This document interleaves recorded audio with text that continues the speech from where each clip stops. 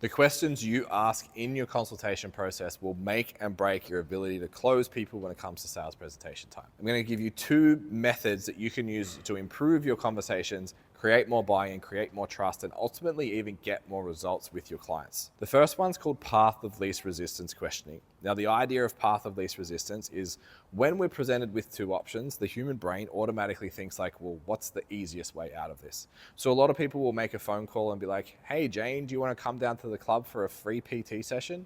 The easiest way for Jane to get off the phone is to say, no, thanks, I'm fine, and hang up the phone and move on. And you're wondering why no one on the phone wants to come in and see you.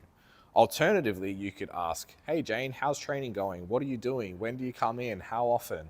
Oh, so you said you come in usually at about 6 p.m. Would you like to come in for a free consultation on a Monday or Wednesday at 6 p.m.? Automatically, you probably did it just then.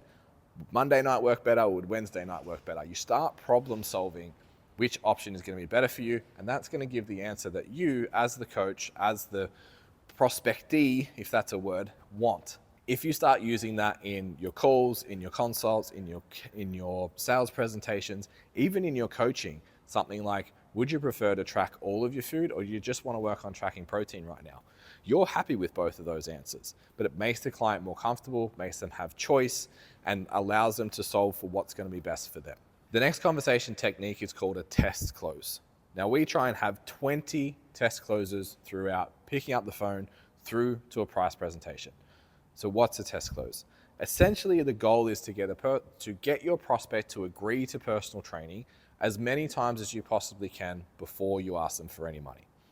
So these indirect questions might be things like, so we're going to move from a dumbbell to a barbell in the second phase. Do you think you'd enjoy the barbell even more? Yeah, awesome, great. So they've just agreed to the second phase of training with you. What we're going to do is actually set up all your lifestyle stuff. So I really want to get like looking at sleep and nutrition and your training frequency and make sure we're showing up.